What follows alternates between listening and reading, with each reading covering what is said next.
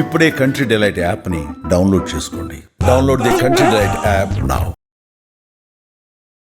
నమస్తే, మీరు చూస్తున్న సుమన్ టీవీ. నేను మీ కీర్తి. నవరాత్రుల్లో భాగంగా 8వ రోజు అవతార విశిష్టత గురించి మనకు తెలియజేయడానికి ప్రముఖ ఆస్ట్రాలజర్ బ్రహ్మశ్రీ నందిబట్ల శ్రీహరి శర్మ గురువు గారు ఉన్నారు.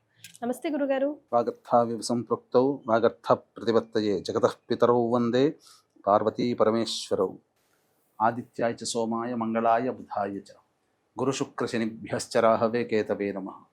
శృంగేరి జగద్గురు పీఠాధిపతులకి కంచి పీఠాధిపతులకి నమస్కారములు తెలియజేసుకుంటూ కార్యక్రమాన్ని ప్రారంభిద్దాం. గురుగారు, 8వ అవతారం విశిష్టత గురించి తెలియజేస్తారా? శరన్నవరాత్రులలో భాగంగా అమ్మవారిని ఈరోజు సరస్వతి రూపంలో మనం కొలుచుకుంటుంటాం. సరస్వతి అంటే ఈ రోజున అమ్మవారి నక్షత్రమైనటువంటి మూలా నక్షత్రం ఉండడం, చదువుల తల్లి మన సరస్వతిగా కొలుచుకుంటాం. మనం సైన్స్ పరంగా ఆలోచిస్తే, వైజ్ఞానికంగా ఆలోచిస్తే, సృష్టికి అంటే బ్రహ్మదేవుడు సృష్టించింది ఈ నక్షత్రంలోనే. ఒక మూలా నక్షత్రంలో సృష్టికి మూలం ఇక్కడే జరిగింది కాబట్టి ఇది మూలా నక్షత్ర మండలంలో మూలా నక్షత్రం అయి ఉన్నది సైన్స్ పరంగా ఆలోచిస్తే. కాబట్టి చాలామంది వీక్షించేటువంటి ప్రేక్షకుల్లో కూడా ఇప్పటికీ ఒక పిచ్చి అభిప్రాయం ఉంది. మూలా నక్షత్రంలో పుట్టిన అమ్మాయిని చేసుకుంటే మామకి గండం అని, ఇంట్లో ఎవరైనా తాతగారు చనిపోతారని. అయితే దానికి సరైన వివరణ అనేటువంటిది తెలుసుకోలేకుండా చాలామంది ఈరోజు ఈ మూలా నక్షత్రం మీద అపోహపడుతున్నారు. ఎప్పుడు గండం అని చెప్పి, ఎందుకంటే వీక్షించేటువంటి ప్రేక్షకుల్లో ఈ మూలా నక్షత్రం మీద ఉండేటువంటి దురభిప్రాయం పోవాలి. తొలగిపోవడం కోసం చెప్పట్లేదు, వాస్తవాన్ని చెప్తున్నానమ్మా. మొట్టమొదటి ఘడియ మూలా నక్షత్రం ప్రవేశం చేయగానే మొట్టమొదటి ముహూర్త కాలం అంటే 24 నిమిషాల్లో ఉండాలి. ఆ సమయం అంటే అమ్మాయి జన్మిస్తే ఎలాంటి సమయంలో జన్మించాలంటే మూలా నక్షత్రం ప్రథమ ముహూర్తం, తర్వాత ఆ రోజు మంగళవారం కానీ శనివారం కానీ అయి ఉండాలి.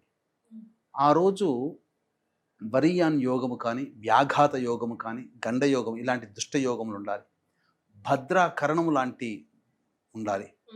ఇలాంటివన్నీ కలిసి ఉండి ఆ రోజున యమగండము కానీ, రాహుకాలము కానీ, వర్జ్యము కానీ, దుర్ముహూర్తము కానీ ఆ సమయంలో నడుస్తూ ఉండాలి. ఇవన్నీ కలిసినప్పుడు మాత్రమే ఇలా దోషంగా చెప్పబడి ఉంది. ఇవన్నీ ఈక్వేషన్స్ కలవాలంటే వందల వేల సంవత్సరాలకు ఒక్కసారి అట్లా వస్తుంది తప్ప ప్రతి మూల నక్షత్రం ప్రతి నెల వస్తుంది. అంత మాత్రం చేత మూల నక్షత్రంలో పుట్టిన అమ్మాయిని చేసుకున్న వాళ్ళందరికీ మామగారు పోతారని ఎక్కడైనా ఉందా? అట్లంటే మొత్తం భారతదేశం మొత్తంలోనే ఒక 3 కోట్ల మంది జనాభా ఉంటారు మూల నక్షత్రంలో ఇంచుమించు. ఈ 3 కోట్ల మంది పెళ్లి చేసుకున్న అమ్మాయిలకి మామగారులు పోతారా? పుట్టగానే తాతగారులు పోతారా? ఎవరు ఏ వ్యక్తి ఆయుష్ని ఎవరు తీయరు. కాకపోతే ఇలాంటివి చెప్పబడింది తప్ప అన్ని విషయాల్లో కాదమ్మా. మూలా నక్షత్రంలో జన్మించడం అనేటువంటిది సాక్షాత్తు సరస్వతీదేవి యొక్క అవతారం. అందుకనే ఈ రోజున వీక్షించే ప్రేక్షకుల్లో చాలామంది అనేక దేవాలయాలకు వెళ్ళి, అమ్మవారి దేవాలయాలకు వెళ్ళి తమ పిల్లలకి అక్షరాభ్యాసం చేస్తారు. ఈ అమ్మవారి యొక్క అనుగ్రహం వల్ల కలిగేది ఏంటంటే జ్ఞానము కలుగుతుంది. జ్ఞానం అంటే ఏంటి? విద్యా బుద్ధి అంటే ఏంటి? కేవలం చిన్నపిల్లలకే కాదమ్మా, మనకి కూడా అవసరమే జ్ఞానం. ఏ సమయానికి ఎలా పని చేయాలి, ఏ సమయానికి ఎలాంటి నిర్ణయం తీసుకోవాలి, ఏ సమయానికి ఎలా మనం ఇతరులతో బిహేవ్ చేయాలి అనేదంతా కూడా మన జ్ఞానమే. ఇవన్నీ రావాలి అంటే ఆ సరస్వతి అనుగ్రహం కావాలి. కేవలం సరస్వతి అంటే చిన్నపిల్లలకి మాత్రమే ముద్ర పడిపోయింది. చిన్నపిల్లలకు కాదు, పెద్దవాళ్ళకి కూడా. ఉదాహరణకి చెప్పాలి అని అంటే, జ్ఞానాన్ని నేర్పమని భూదేవి అనంతుడిని అడిగితే ఈ భూమికంతా అధిపతి అయినటువంటి కశ్యప ప్రజాపతి యొక్క అనుమతితో భూదేవికి అనంతుడు జ్ఞానాన్ని ప్రసాదించాడు. యాజ్ఞవల్క్య మహర్షి గురువు యొక్క నింద, గురువు అపరాధం చేయడం వల్ల పూర్తిగా తన జ్ఞానాన్ని మర్చిపోయాడు. ఈ యాజ్ఞవల్క్య మహర్షి కనుక లేకపోతే ఈరోజు యజుర్వేదం లేదు. అంతటి గొప్పవాడు మహర్షి. ఆయన తిరిగి సూర్యోపాసన చేసి ఈ యొక్క జ్ఞానాన్ని తిరిగి సరస్వతి యొక్క అనుగ్రహాన్ని పొందాడు. వేదవ్యాసుడు మహాభారతాన్ని, అష్టాదశ పురాణాలని రచించాలి అని అంటే ఆయనకు కూడా జ్ఞానం ఉండాలి కదా. అంటే ఆయన మహర్షికి జ్ఞానం లేదని కాదు, ఎలా పద విభాగం చేయాలి, వేదాలను ఎలా విభజించాలి, మహాభారతాన్ని ఎలా రచించాలి అని అన్నప్పుడు ఆ సరస్వతి అనుగ్రహం కోసం మన నిజామాబాద్లో ఉన్నటువంటి బాసర క్షేత్రానికి వచ్చి తపస్సు చేసి అమ్మవారి యొక్క అనుగ్రహాన్ని పొంది తదనంతరం మహాభారతం, అష్టాదశ పురాణాలు, వేదము రాశిగా ఉన్నటువంటి 4 వేదాలుగా విభజించడం కేవలం అతనికి కలిగినటువంటి జ్ఞానం వల్ల కలిగింది. అదంతా ప్రసాదించింది మహాసరస్వతి అమ్మవారు. కాబట్టి మనకు ఎంతసేపటికి కావాల్సింది ఈ లోకానికి కలియుగంలో డబ్బు కావాలి, ధైర్యము, విజయము కావాలి. ఇవన్నీ మహాలక్ష్మి మహాకాళి స్వరూపంగా అందిస్తే చదువుని ఎవరు పట్టించుకోవట్లేదు, జ్ఞానాన్ని ఎవరు కావాలనుకోవట్లేదు. జ్ఞానాన్ని, విద్యని ప్రసాదించే దేవత ఈ అమ్మవారు. కాబట్టి ఈ అమ్మవారిని ఈ రోజున ఎవరైతే చక్కగా అమ్మవారిని ఆరాధన చేస్తారో చదువుతో పాటుగా వివేకము, జ్ఞానము, విజ్ఞానము, తెలివితేటలు అన్నీ కూడా ఈ అమ్మవారి యొక్క అనుగ్రహం వల్ల కలుగుతాయి. కాబట్టి వీక్షించేటువంటి ప్రేక్షకులు కూడా చక్కగా ఈ అమ్మవారిని ఈ రోజున జపించాల్సినటువంటిది ఓం వాగీశ్వర్యై చ విద్మహే బ్రహ్మపత్న్యై చ ధీమహి తన్నో వాణీ ప్రచోదయాత్, లేదా ఓం మహాసరస్వత్యై నమః, లేదా ఈ మంత్రంతోనే, ఈ అమ్మవారి యొక్క అనుగ్రహంతోనే మన కుమ్మరివాడిగా జన్మించి గొర్రెల కాపరివాడిగా జన్మించినటువంటి కాళిదాసు అమ్మవారి అనుగ్రహం చేత మహాకవి కాళిదాసుగా వెళ్ళాడు. ఆయన ఏం జ్యోతిష్యం నేర్చుకోలేదు, కానీ ఈ రోజున జ్యోతిష్య పండితులకి మహాకాళిదాసు విరచితమైనటువంటి ఉత్తర కాలామృత గ్రంథం అనేది కూడా లభించిందనంటే, ఆ కాళిదాసు వాక్కు నుంచి వచ్చిందనంటే కేవలం ఎక్కడి నుంచి వచ్చింది?